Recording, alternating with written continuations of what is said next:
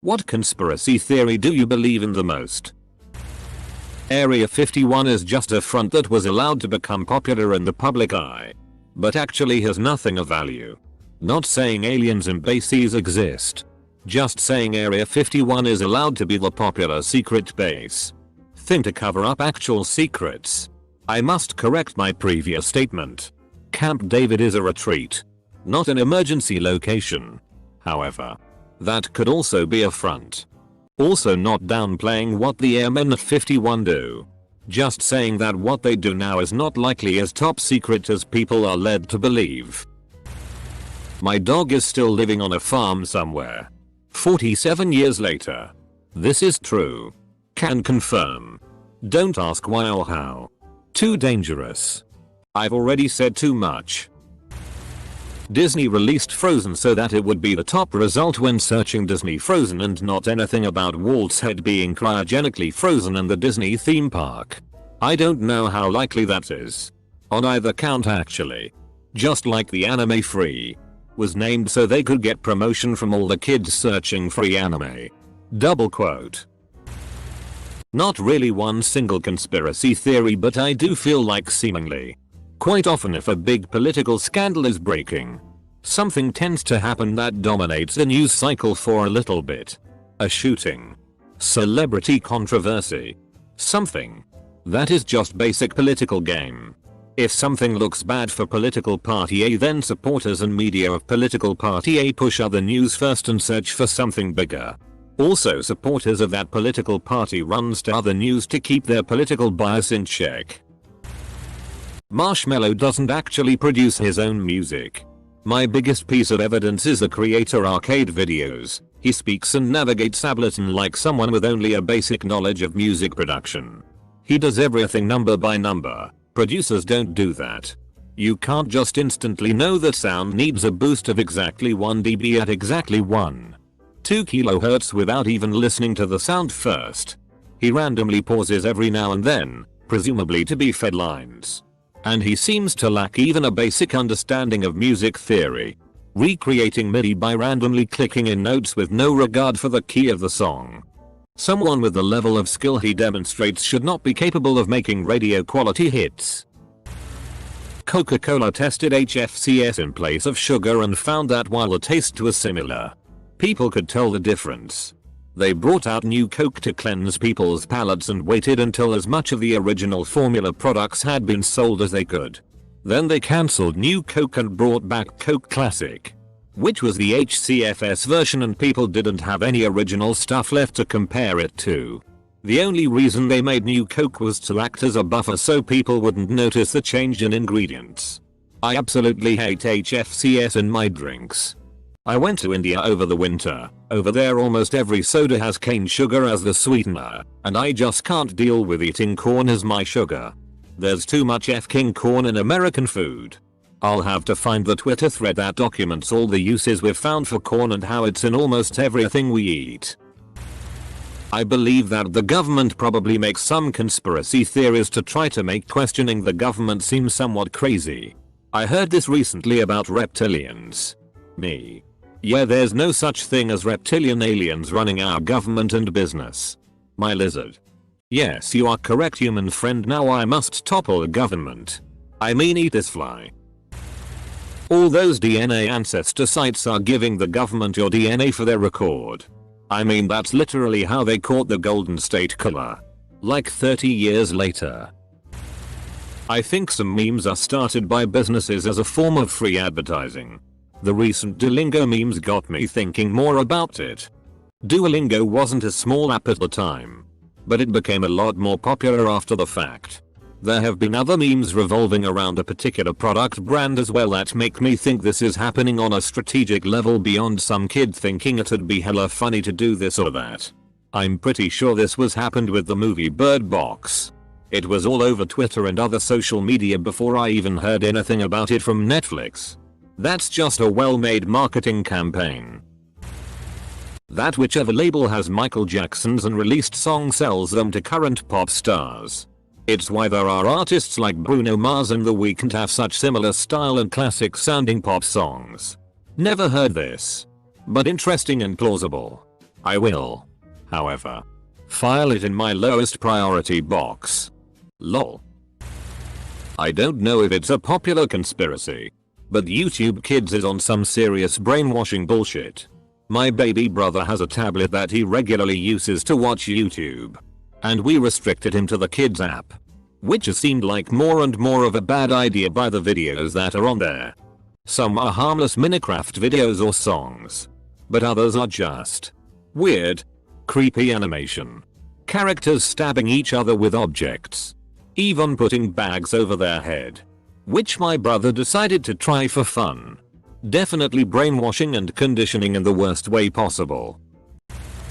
That the Republicans and Democrats running the show truly do not care about beating each other and instead are focused on the illusion of competition while they just split the power and rotate things every few cycles.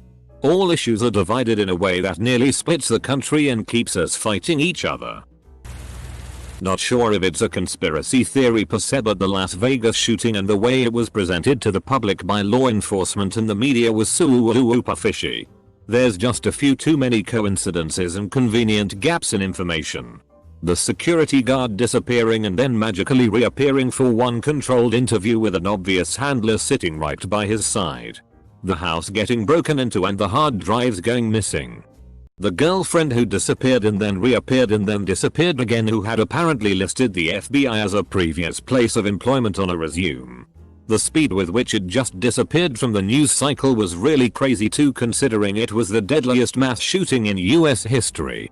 Especially when you consider how much the next 3 deadliest stuck around in the news cycle: Pulse, VA Tech, Sandy Hook. There's something that is critically important to the story that is being intentionally withheld. Federal law enforcement bodies are working with the public and private prison industries to flood the streets with heroin and fentanyl because they see the impending mass legalization of marijuana and can't risk that many empty cells. A massive uptick in street opioid use in the past few years, combined with aggressive policies targeting legitimate pain patients and cutting them off of their medications, as well as restricting doctors' abilities to treat more people with things like Suboxone. It's not Big Pharma. Why would they allow their most popular and abusable medications to be all but banned if they're as big and powerful as everyone thinks? It's not like they're hawking new treatment drugs. And the government is working hard to ban natural alternatives like kratom on top of it. To me, it all points to a concentrated effort to increase drug-related offenses to keep fines and court fees rolling in and cells filled after weed is legal. That Hitler actually escaped to Argentina instead of killing himself in a bunker.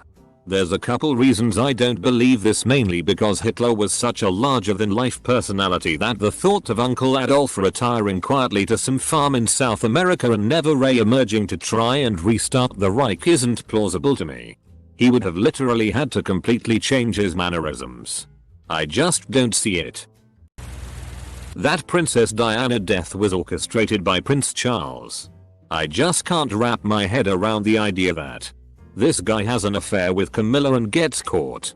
Divorce happens, and even during the divorce and after, she is doing absolutely the best, like just killing it still in her duties. Mom duties. The gorgeous revenge velvet dress. The entire world adores her. Then all of a sudden she dies in this car accident due to her driver? You know how many countless times she was driven by someone. Someone who was trained and hired specifically for the royal family. Then Prince Charles gets married to Camilla and all is right and well again, and the public eye, the world, gets to see. Man, I really hope we are in a simulation. Every religion's heaven sounds like a real drag. But I don't want everything to just end. Ideally. One day I'll die. Then just wake up in a room. Go get a snack or something. Then load up another life and go for another spin. Repeat millions or billions of times. The Earth is a zoo created by aliens and UFOs are visitors. In Lilo and Stitch, they said Earth was a wildlife preserve for mosquitoes, while the aliens refer to it as a preserve for mosquitoes. At the end of the movie we're told that it was a lie made up to protect Earth from destruction. Not trying to correct you or anything. Just think it's a cool callback to the running mosquito gag throughout the movie. That a lot of the challenges like the 10-year challenge, are orchestrated by big tech companies in order to gather data to develop art. I don't think they'd need to orchestrate anything. Especially at this point. Google and Facebook have been collecting and analyzing everything they can get their hands on for well over a decade at this point. Facebook doesn't need users to post pictures of themselves from 10 years ago. Because Facebook already has the pictures they posted 10 years ago.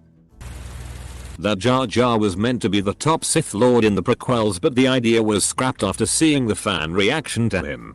That's why Count Dooku is just kinda dropped into Attack of the Clones as though he was there the whole time. Tried telling a buddy this. Don't get me wrong. Jar Jar is still a horrendous character. But Dooku always felt out of place to me in Ep. Like he was supposed to be a different character. But they adapted it into Dooku. He didn't believe me. All the UFO sightings throughout history are just humans from the future on a time-traveling safari meant to observe how we were in the past. They are supposed to keep out of sight. But because of human mechanical errors, there have been hiccups with their cloaking which have resulted in being seen. That's why there have always been so many reports of them throughout history. But there has never been an attack. It's just us. Also, the reason why we don't see many examples of UFOs now, even though pretty much everyone has a camera, is because people are not that interested in this time period, since we already document aspects of human life all the time. I dunno, man. If I were a time traveler, I'd visit ancient Egypt or the JFK's assassination and not fly around getting my stupid ass photographed in Bumpsy, Tennessee in 1981. Michael Jordan didn't decide to step away from the NBA to play baseball to honor his dad or anything like that. He got caught gambling, and David Stern couldn't allow the league to lose all credibility with its biggest star being suspended for betting on games. He had him take a couple years off instead of publicly punishing him. There was a good doc on Netflix that went into detail about it. It's about the ref who would throw games, and Michael accidentally got caught up in it when the FBI intercepted a phone conversation. There's a recent increase in realistic space colonization movies to garner interest in space exploration. Because some people at the top know it's needed. It's actually probably so very wealthy people can get funding and support from us average losers, so they can abandon the planet as soon as possible while we suffer all the shit that was most likely caused by them. People at the top don't give a shit about you and I. We can sit on the planet and pay for oxygen as we slowly die from cancer or WE. They want to get off the planet. Planned obsolescence. If it's still a conspiracy theory, why does my phone suddenly develop unseen issues when the new one is released? It's not a coincidence. And who even asked for these tech companies to release a new phone every year? We live in a time where technology is now growing at a rather slower pace compared to the 2000s when there was rapid innovation. It's not like my current phone is getting crappier in 1 year. But wait. It is. Applies to phones, tablets, smartwatches. Basically most, rather expensive, internet-connected devices receiving updates. The art world is basically a low-key way for rich people and companies to launder money. Which is why the stupidest, most odd of paintings randomly go for hundreds of millions of dollars. I don't think that's a conspiracy theory so much as it is straight up reality. The very wealthy, like generationally wealthy, are known to put their money in art because it can't be taxed the same way and it generally appreciates rather than depreciates. There are only so many Monets and Beninis. But if you can spin a good story, any Joe Schmo can be the next Warhol. Yes. I'm a poor Philistine. Close bracket. Michael Bay is a genius auteur who makes shitty movies on purpose. It's like his own little societal experiment, where he sees how shitty he can make a movie that still makes money, all while making fun of his audience for his own personal amusement. That the 2016 clowns were a marketing rouse to promote IT, the movie, by reminding people that clowns are scary as shit. Man. I forgot about that whole clown thing. 2016 was a wild year.